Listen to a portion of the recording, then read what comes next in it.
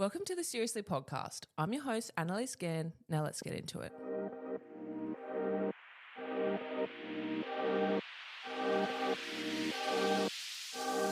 Welcome to the Seriously podcast, where we make light of serious conversations with really interesting people. This week, we are talking to Lloyd James. Welcome to the studio. Thank you very much. Thank you. How exciting. How exciting. Very exciting. Very exciting. Where am I looking? Are you or the camera? You can look at either. Either. I'll keep checking the camera over there. So when you edit this one, Tyler, you'll be like, what is he doing? Like this. Thank you for having me. Thank you for coming in. So you are a very well-known photographer in WA. You're a media company owner of Ludio X Media, and you're just an all-round awesome bloke, and we've been friends for a few years. So I want to ask, what are your most notable clients that you've shot recently? My most notable client that I got asked through an Instagram DM, believe it or not. Really? Instagram DM from an absolute most randomest of accounts. And I was like, what is this about? And it was obviously before he died, but Shane Warne. What? Yes. Are you serious? It was so random, and I'll never forget it. It was probably about 7:30 at night, and I just get this request message, and it was like, are you, by the way, available to shoot at short notice, like on a Wednesday night or something? Oh, and this was Sunday. Yeah. And I went, okay, if the price is right, yes. And then they sort of went, I said, well, can I have a bit more details about it all? And next thing I know, they kind of go, well, we can't release the name of the client, but the product is linked to him. Okay, so, and then they mentioned the name of the product, and I did a bit of Googling, and I was like, oh, Shane Warne. And I thought, they never really told me, literally, until I think like the hour before they gave me the location of where I had to go. Because it was during COVID. Okay. And then he was isolated in one of the hotels, and I had to set up the whole room, everything else. And they said, well, you need to go to this location here, because obviously the media would just be following him wherever. Exactly. Yep. So yeah, Shane Warne. That's my amazing. probably my biggest personality person that I shot. Wow. And I saw his documentary, and it was just amazing. So did I. I was a big fan after that. Literally what you watched there, that's literally how he was in the room. Really? Literally what you saw there was literally him in the room. So, Okay. yes. And you also were talking to me before about some other cool clients that you've shot. Yeah, so I've shot the likes of Dumont That's insane. at For the Love Festival. Yes. And I remember seeing you there. Yes, you did. You did. Yeah, you did actually. love that. Yes, that's right. Duke Dumont. And I've also shot Arctic Monkeys.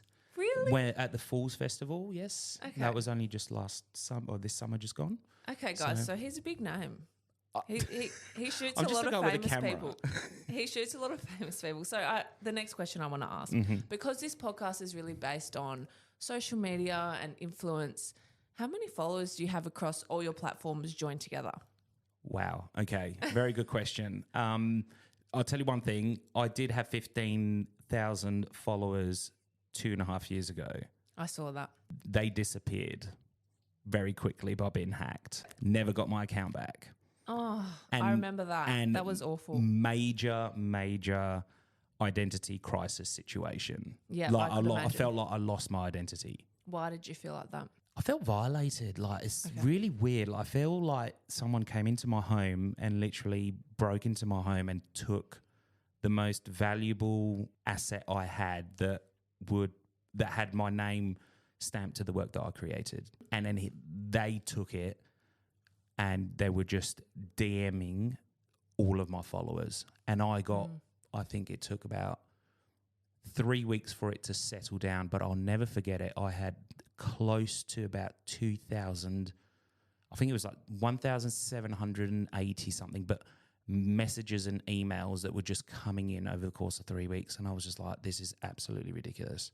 Like, so I created a template to just go, hey, look, this is a template message just to let you know, yes, I know I'm being hacked, because they were asking, it was all crypto stuff, whatever. But yeah, so I did have 15,000 followers. And now I guess what I realized is followers are important, but I think a community is more important. So to answer your question, how many? I would, at a guess, I'd probably say about 3,000 to 4,000 genuine followers across all platforms. But what about yourself? Like, you got quite a few I know. 100. That's the thing. I came up in a time where the algorithm was so strong, like it is with TikTok now. Mm-hmm. And I have 80,000 random TikTok followers too. I don't know where they came from. Anyway, it's not about me. Let's get back into it. So despite being very successful in your industry, I need the listeners to know, what is the most down-to-earth and relatable thing about you that makes you human? Very good question. Connect with people just on their level. And I say that I guess that's down to my multicultural background. I was born and bred in Switzerland and then moved to the UK when I was 11. And then once I moved to the UK, I bounced between Switzerland and the UK. And then in between that as well, to add into the mix, I lived in Portugal doing periods of time throughout those many years. So I guess I understand when people tell me something about themselves, I always put myself in their position. And the more I can put myself in their position, the more I can relate to them, and relatable together kind of thing. It's hard to explain, but it's just kind of, I guess, yeah. So I try my ultimate best to be as present as possible with every single person. I feel that. And when I first met you, I feel like I just got along with you straight away because you're very down to earth and you're very easy to talk to. Thank you. And that probably comes from traveling so much and like living overseas and that background that like you have to get to know people in a new country and things like that. Absolutely. Yeah. I just think that being able to travel and being brought up in various different cultures. So you got the Swiss culture, which is, you could argue that's very narrow-minded. Oh, really? Very, very narrow-minded. Mm-hmm. And then you've got the UK British mentality. I'm going to be very stereotypical here, but your typical Sunday roast on a Sunday, go to the pub beforehand, that sort of very routine-y thing. And then obviously my dad being African Portuguese, and you got the whole big family situation in Portugal, whereas everyone sits down at a table, you got massive families, you get invited to have a glass of wine at the age of 14 and you get taught how to socialise at a big table, whereas in the UK was a little bit more, not everyone, but like what I sort of experienced was, just have your fish and chips on your lap on the sofa. Okay. And I was kind of like, okay, but I could switch between all those different things, right? So that was the thing, that I could go from these different scenarios quite easily. And my mum's always said to my sister and I that that's a skill that not a lot of people can do. Yeah, you're a chameleon. a very large one. A very large chameleon. Very beautiful chameleon. Thank you. No, it feels like that. And I feel like as well, with your role being a photographer and having a media company as well, you do have to wear different hats and different business hats. You do. And also you're the face of the business as well, and you're the face of Ludio X. So it's interesting how you were once the photographer, sold Lloyd James, and now you've transitioned into this bigger business. Can you tell me a bit about that? Lloyd James Media, or before I got hacked, Lloyd James Creative. Then I became Lloyd James Media, and now it's Ludio X Media. Yes. And thought I had a really clear identity when I was Lloyd James Creative before I got hacked. And then I had this identity crisis. I was like, oh my word, what am I going to do? How am I going to reinvent myself and all that kind of stuff? Lloyd James Media came about, and then I was like, okay, let's refine our work. Let's put Lloyd James Media as more of a business name out there. However, very quickly I realised when I wanted to scale my business that there was a bit of there was a conflict, because if I got asked to go and shoot the content for a brand or a business and I couldn't make it, I would never say no to the job. So I would say, yeah, no worries, my team can come and shoot the content. And then I would get a photographer or whoever might be fitting for the job. Obviously, if you're in the industry, I'd ask someone if they're available. And then the clients would say, well, hold on a minute, we expected Lloyd James to turn up. Really? So I got that a few times. And, I'm part of my team and that's what they do and whatever. Oh, we were just expecting you. And I've had clients or potential clients that kind of went, no, sorry, if you can't make it, we'll get someone else. And then I very quickly realised it's because my name was Lloyd James. And I thought, hold on a second. Unless your name's Ralph Lauren, right, I think that, like, I've got to do a switch here and have more of a detach my actual personal name and create a business name. I feel like you've done that recently. I'm trying to take Lloyd James a step back slowly. Yeah, I've seen and it. push Ludio X more as the face of the company. I'm still the face of the company, but Ludio X is then who's under Ludio X? Well, how big's your team? Well, how big you want it? That is super cool. Yeah, and I feel like you have done that very well. And Thank you. You have a very specific look, and image in this industry is everything to a certain extent. But being a public figure, I just wanted to ask, because I feel on a personal level that when you show up to a job or something like that, I mean, I'm a model, so it's very different, but still as a public figure and a business owner, you have to portray a certain image most of the time. Do you ever feel like pressure about your image? Like Are we talking about self-image? my personal... Are we talking body shape here, kind of self-image, yeah? Yes, we're talking about self-image. Yeah. Yes, this is something that I've battled with since the age, I would probably say 8. Really? Yeah, from the age of 8. In what way? Everyone's related Lloyd as being the bigger guy. I've always been the bigger person. That's what I've always been. I've never been known as anything different. I've never been known as skinny Lloyd. Yes, I've fluctuated with my weight and my aesthetics. But from about the age of 8, I guess that's when, do you know what? I'm going to talk about it. Talk about it. We want to hear it. When I was, about 8, between 8 and 10, I had, and I'll never be able to say that word properly. So we're going to have to do some Googling here, but where men develop like extra breast tissue. Okay. Yep. Right. I don't know the clinical word for it. There is a clinical word, and it's gamma something. But anyways, we'll have to Google that one, so I do apologise. As I said earlier, I kept going back and forth to Portugal, very sunny weather, beaches and everything else, and I would never take my top off.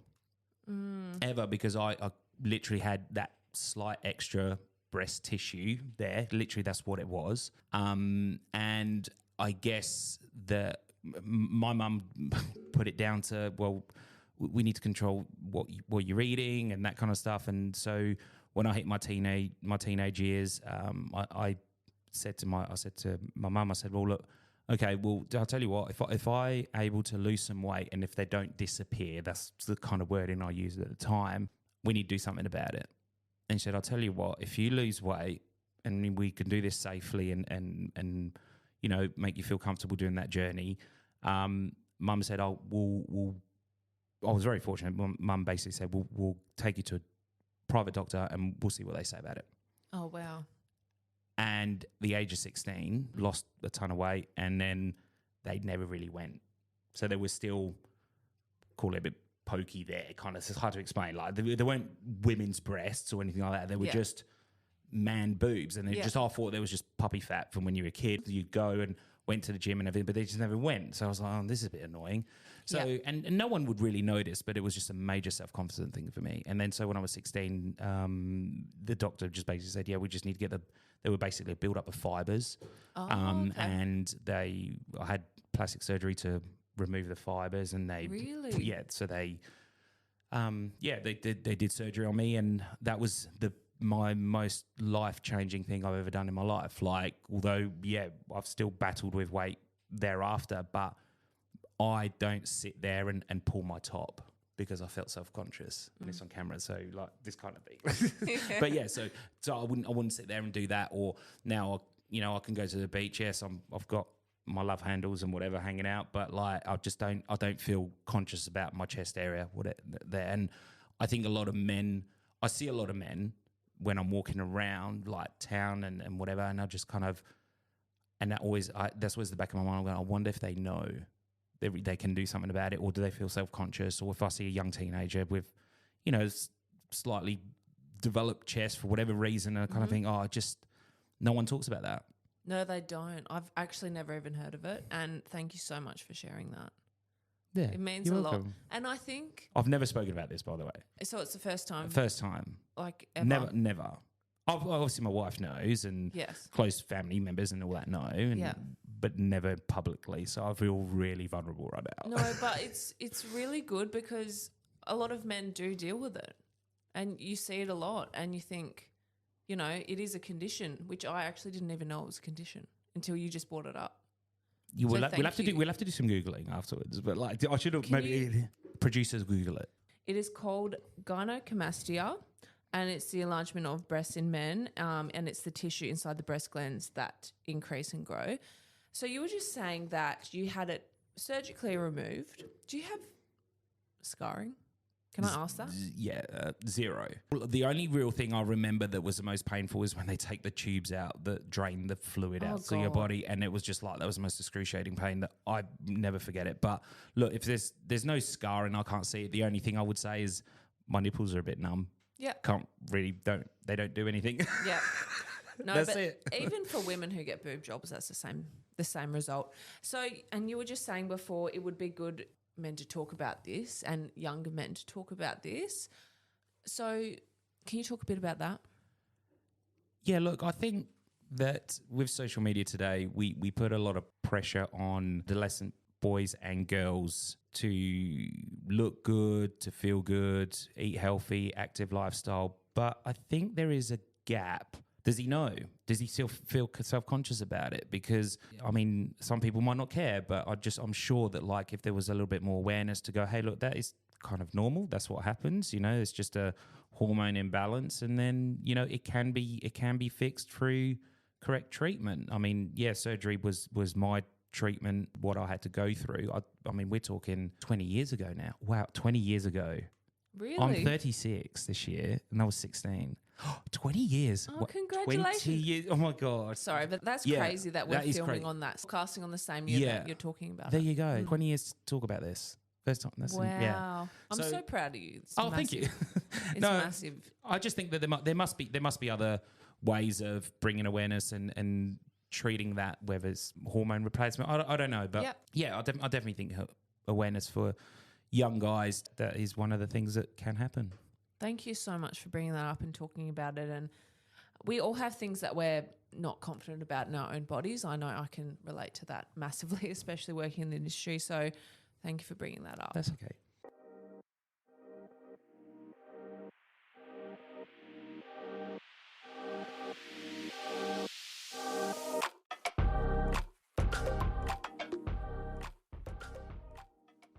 So relationships. Yes. I know you're a brand and you're a public figure and everything like that, but at the same time, you're still a human being. You're going to have a relationship at some point in your life. Now, you're married I to am, your yes. beautiful wife, who Yes. I love. What is the biggest thing that marriage has taught you? And when did you get married? Because actually, wait a minute.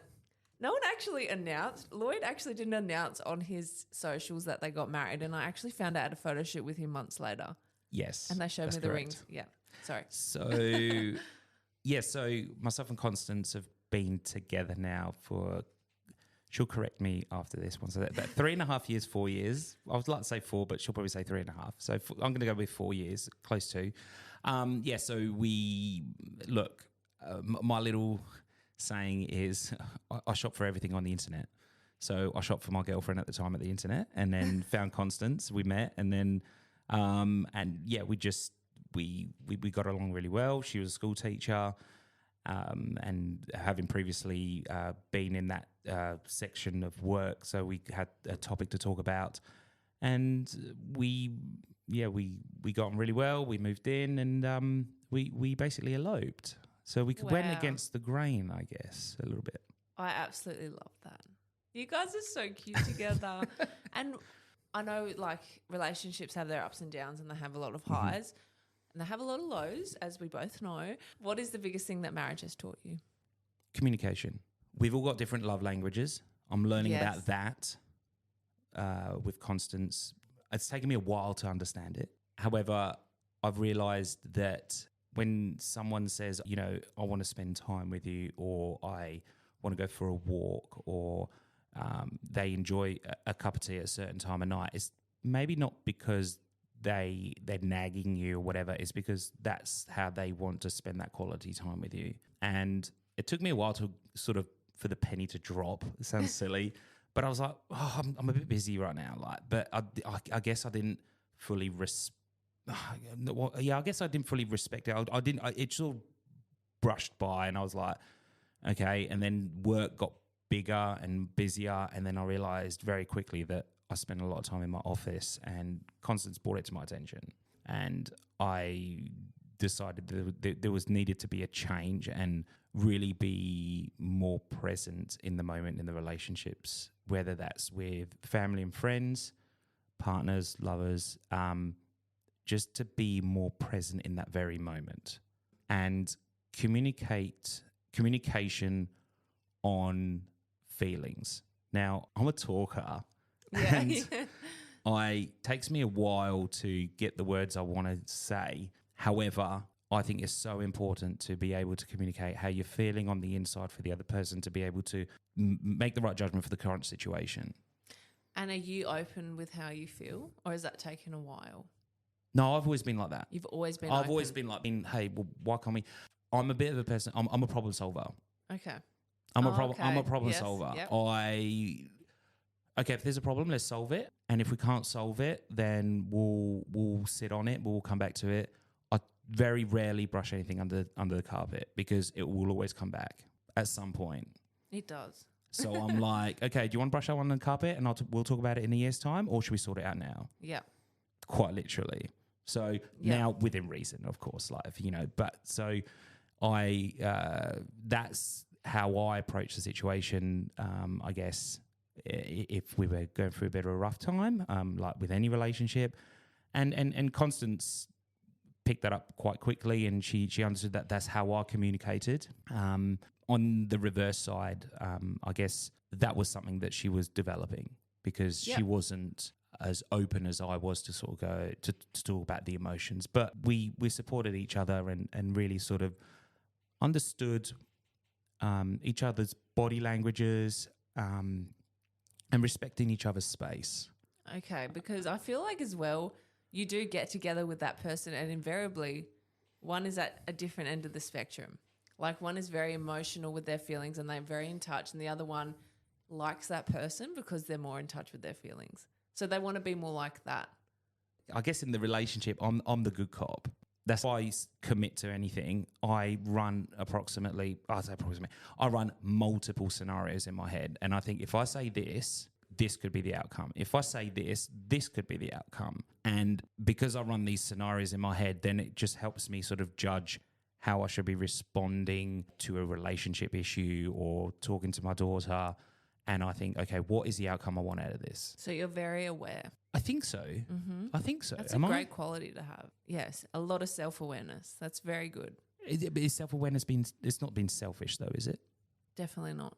Okay. No. Just wanted to check that one. And being selfish is good. We don't want to say that it's not good to be selfish, because we have to focus on ourselves and Absolutely. our goals and Absolutely. And I think that, you know, being in tune with yourself and having, you know what, you say selfish. I think there's been selfish and shouting from the top of the rooftops, kind of going, I'm going to do this, I'm going to do that, which is fine. But I think that the people that are selfish are the one that keep it quiet until they reach the top. Yeah. And then they sing and dance about it. Ooh. And they're the people that I'd like to say, whatever success looks like, because that looks different for every person. But I feel that they're the quiet ones that keep those selfish thoughts to themselves, work on it. They might share it with one or two people, but then once they've got it, then I'd almost say you're allowed to boast about it. Oh, wow. I've never thought of it like that. That's the way I see it. Well, I'm not saying you're selfish, okay? That's okay. Let's bring it back. So, as well, you're a father. My little girl. Yes, she's gorgeous. What has fatherhood taught you? His eyes just softened everyone. Did you see? Yeah, Did you just got happy. Yeah. It is a feeling that unless you go through the emotion of seeing your partner going through the emotion of giving birth to a human being that's half you, half her, it's beautiful. Like I can't describe it. Like I don't know. I don't have the words for that. But what I can say, what it's taught me to to fight every day. Wow. Wake up every day, that little girl will need her dad at some point. Oh, that makes me emotional. Whether you go through a bad time with her or whether she's still like 6 months old or a year old or whatever that may be and, you know, can't communicate, at some point I believe that every little girl and boy, but in my situation, my little girl will need their dad as a figure to look up to at some stage, whether that's for a long period of time or short period of time. Be there when she needs me, and I'll always be there, regardless. I just want to cry right now. It's so beautiful what you just said. Oh, Lloyd. Sorry, Sorry. He's making me emotional. Goodness. Good luck to the next person. You set the bar pretty high. But I think female or male, whatever you're born as or whatever you identify as, you do need a strong male figure in your life, and I think it does help. And I think she's just so lucky to have you. Thank you. I think hopefully she'll realise that. But like, look, having a child in a relationship is not easy because it doesn't become about you anymore. It's not that it doesn't come about you. It's that you have another person amongst you and your partner's life, regardless of whether it's a split family or whether it's a long lasting marriage relationship. When you have children involved, what I've learned is that children will change the dynamics of a relationship, whether you like it or not. And that's when it's super important to make sure that the communication is communicated to your partner, because that's when I think my example is like, can I have an ice cream, Daddy? Yes, of course. And then Constance on the other side might be like, I told you no, she can't have an ice cream. So I think communication is important, but because kids will split you. Yeah. Unless you're in tune with each other and you're all reading from the same page. Because you have different morals and values. Like usually with your partner, hopefully you have the same morals and values, but you do have different choices. You're both individual people and you have, you can have your say. So that would be hard. I feel like I would struggle with that. And you're raised different to your partner. Like you weren't raised in the same home. You're two individual human beings. Yeah. And the way I see it is you imagine two circles. You may have seen this analogy before, and I'm not reinventing the wheel here, but you're two different circles, and where I think relationships get crossed over is when those two circles become one circle. Well, in fact, that circle, I believe that those two circles should just sort of touch and meet in the middle and then have that overlap in the middle. And that's what your relationship should be.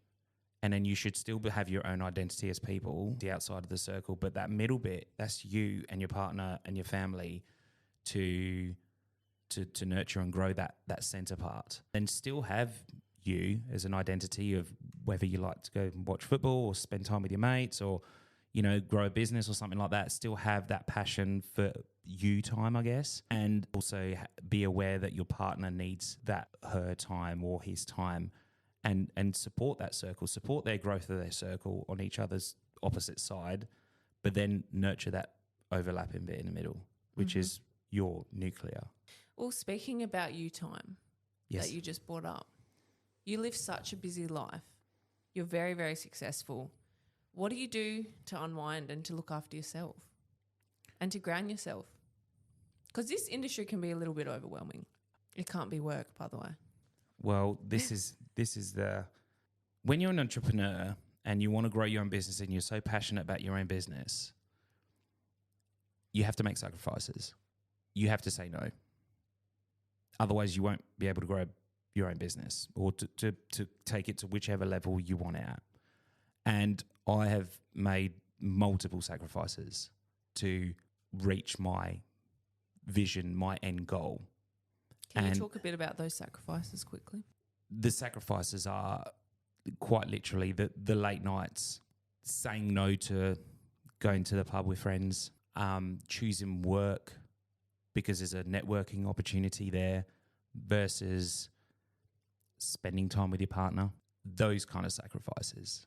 Mm-hmm. And it's very lonely, extremely lonely. Like being an entrepreneur and trying to run your own business is one of the one of the hardest things I've ever had to do, but the most rewarding for myself, because there's only yourself to blame. If you've only got your own self to drive it forward. If you stop, no one else is going to drive it for you. So then you can go back to your 9 to 5. Because you see, there's 4 quadrants. Have you heard of the 4 quadrants? I haven't. Have we got time for the 4 Of quadrants? course we do. The 4 quadrants. Yeah. There's your quadrant of your 9 to 5. I'm going to just brand it as a 9 to 5. And that quadrant is designed for 99% of the human beings that are on this earth, that you get up, you go to work, and you work for someone else. And your boss basically allows you to dream as far as your 4-week holiday, right? That's it. You can dream as far as your 4-week holiday, and then you come back to work. Not necessarily go up in pay scale. You might cap it at some point, but that's it. That's what it is. Then you've got the self-employment quadrant. I quickly realized that I did not want to have a boss or someone breathing down your neck telling you to do X, Y, Z. So I quickly realized that maybe being self-employed is what I want, to give me that stereotypical, what everyone sort of thinks, more time to do things. You can earn your money, you can work when you want. But what I realized very quickly, the self-employed quadrant is the minute that you stop working or you fall ill, there's no income. So then that's when a lot of people think, oh, I'm going to start my own side business.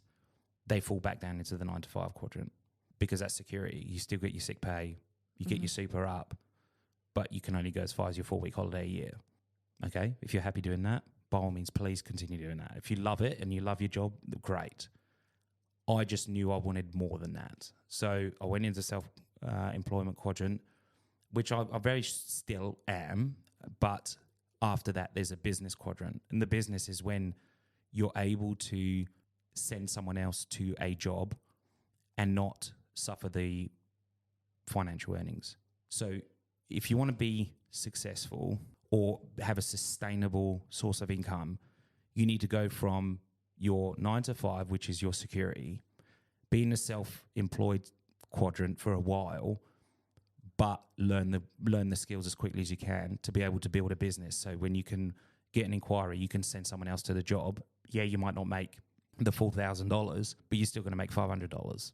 Yeah, but right. you've just stayed at home and all you've done is connect 2 dots. Is client lead comes in, send someone else out. So you get paid $500 for connecting a dot. So pretty that's good gig. the quadrant you're in right now. So I'm in the transitional phase of like self-employment / business. So then I can take the gas off, not gas off as in well, it's more the physical work. Yes. So then I can build a team that can go off to jobs and they're under a trusted branded name, and people know who Ludio X Media is. And then after Very that, cool. after the business quadrant, there's an investment quadrant where money makes you money. Okay. I'm not there yet. Sort of. No, definitely not there yet. Okay. Well, that's super cool. I like learning about that. In saying this and talking about finances and quadrants and things like that, in Ludio X Media, do you teach people how to start their own businesses and things like that? And you do some UGC courses. What do you teach in these? If I may, I'll just come back for a moment, because when I first started creating content photography and videography, I very much distinctively remember this. Got given a drone at the age of 30. That's when it really kicked off. Family and friends had bought it for me for my 30s. It was the shittiest drone ever. It was good. Bless them. They got it. Fine. It blew away in the wind. I was like, this is no good. Took it back to JB Hi-Fi and they said, you want to get the DJI drone? And I went, what's that? And then they go, that won't fly away. So anyway, that's where it kicked off. And I was like, okay, now that's more stable. It started off all from there, that when I wanted some more information on how to fly the drone, or how do I create a video and what does frame rates mean and so on, I reached out to several Perth-based creatives at the time, and they all shut me down. Really? They went, nah, sorry, I don't have space, or just message me next week. There was a major sort of, you want to learn what I've learned throughout the years and take it away from me kind of attitude of like, I just want you to teach me and then I'll put my own stamp on it. Yeah, basically. Yeah. But I don't want to copy you. Why would I want to do that? But I just would like to see how it's done. Like, surely, and I said, I'll be happy to pay for your time, but I don't think creatives understood that. So then what I realized was, hold on a minute, there's some really good creatives out there. Amazing. Like, by far better than me. But they don't know how to run a business. It's different, hey? So then I realised, hold on a minute. If I can nail down the business side, so when I get someone asking me next time, at the time was, can you come and shoot my 21st birthday, or can you come and shoot family wedding or something like that? I'd be like, okay, how can I maximise this growth here? And I just learned how to negotiate and create a sale. And then I realised, okay, so if I can be good at business, my content's still got to be good, but it doesn't have to be excellent. So then that's when I started opening up the doors when people were like, oh, you look like you're really busy. I said, well, yeah, I am actually. And then they were like, how do you do it? I said, okay. And then obviously at first I was very open. I was like, well, this is what I do. And what I realized is creatives, anyone that was asking me, only a small portion would go away, take what I tell them to do and be successful with it. Hence why a lot of people are managed by agencies, by the way. Even photographers. Yeah. Yeah. I mean, they do the admin work side of things, but what does that teach you? Clearly. What does that teach you? Does that teach you to communicate with the client? No. That teaches you to rock up to the job, do the job and go home. Whereas I was like, hold on a minute, I want to know how to communicate with that client because I want them to book me directly again. And again, my thought process was, why am I giving someone 20% of my cut potentially for them to fill out to connect some dots? Hold on, I'll connect some dots myself. Keep the 20%, thanks. And then Ludio X was born. Correct. So then now I coach businesses predominantly on how to launch their own brands and business, but their own predominantly brands at this stage. Like a lot of people are passionate about going into the fashion industry, and I really support that because that's a creative side of things. But over my time as a creative, when I've been asked to go and shoot campaigns for, I've got a sick t-shirt, I've got this, I've got that, can you come and shoot content? And I'd create them the most amazing I think it was amazing content. They'd be happy. And you'd see the hype go up when they say we've launched. And then I'd say, how did you go? And then they'll say, oh, yeah, I only sold a few t-shirts. And one of them just turned around to me and that would never leave me. Oh, yeah, just sold a couple of t-shirts to my mates and my mum. And I went, what do you mean? You go, oh, yeah, and just sold it to them and no one else is really interested or whatever. And then they just all gave up on their so-called dream. And I thought, hold on, this is not right. Why isn't someone sort of almost holding their hand and guiding them to go, hold on, maybe your marketing strategy is not right. Maybe you haven't actually built a community around your brand. There's so many elements of business. So many elements, right? I can go into it forever. And so I just decided to go, okay, people need educating on this and then need that support. So I realized that I could monetize my knowledge and support people. But more importantly, it's actually genuinely being there for them. And I'll only take clients on that I believe I can help, and then I can see results, because it's more than just a transactional sale for myself. It's more like when I see that glow in people's faces and they go, wow, we've actually done something here, or the structure and the foundations have been really well cemented, then I feel I've done my job and I feel like, great, now you've got the foundations to your house. Now off you go and get a bricklayer to put your bricks up or your wall up. Put your walls up now. I've taught you the bare foundations of how to, now you can use that system and you can launch anything else now. So what I'm trying to teach is skill set that not only to launch a brand, but you can use that skill set in any job or any industry. So as soon as you got that, you can take it anywhere. You need to give me some tips. Anytime. LudioX.com, by the way. Yeah, say your plug. Well, Lloyd, it's been amazing chatting to you. We want to leave this conversation by asking a final question. I know a lot of people look up to, especially to the younger generation, or just anyone who wants to get into business or be a photographer, a videographer, or a media company owner. What would be the first steps? How would you say do it in 2023? Find something that you're passionate about. If you can't find something that you're passionate about, try something new, because you don't know if you're passionate about it until you try something, if that kind of makes sense. So that's step number one. Then after that, once you find your passion, I would step out of that passion circle, I call it, and identify any problems with that passion. So when you talk to your friends or you within that community of whatever that passion may look like, identify if there's any problems within that and see if people keep saying the same thing, right? And then if you're able to plug that problem, then people are most probably likely to hire you or pay you to fix that issue within that passion. Use the tools that you have, i.e. like AI these days. Use your mobile phone. Look at other people. Look at what other people are doing. use that as inspiration, because it's hard not to get inspired by stuff that you see on social media, but change it by 3%, because then that becomes yours. What's the 3%? Just change it by 3%. Oh, okay. You might mean change actually it. change it a little Just bit. change it by that's Just just a my notch. just change it a notch, because at the end of the day, I mean, you look at McDonald's and Hungry Jack's, it's still a burger. Just two different logos, right? You don't have to reinvent the wheel, is what he's saying. 100%. You Don't be passionate about something, but make it your own. But you don't have to reinvent the wheel. No need to reinvent the wheel whatsoever, because to find a new system or find something, I need to invent something for someone to buy it, well, that will never happen, because it's already been someone's already thought of that idea somewhere else. You just got to find that idea that someone's done before and just make it better. Just make it better. Just make it better. That's such a great note to end on. Thank you so much for coming. You're more than welcome. More than welcome. Thank you for having me. You're an amazing guest, and we really appreciate it. Thank you so much. Thanks for having me. Thanks, guys. That's it for Seriously this week. Thanks so much for listening, and we'll catch you next week. Bye.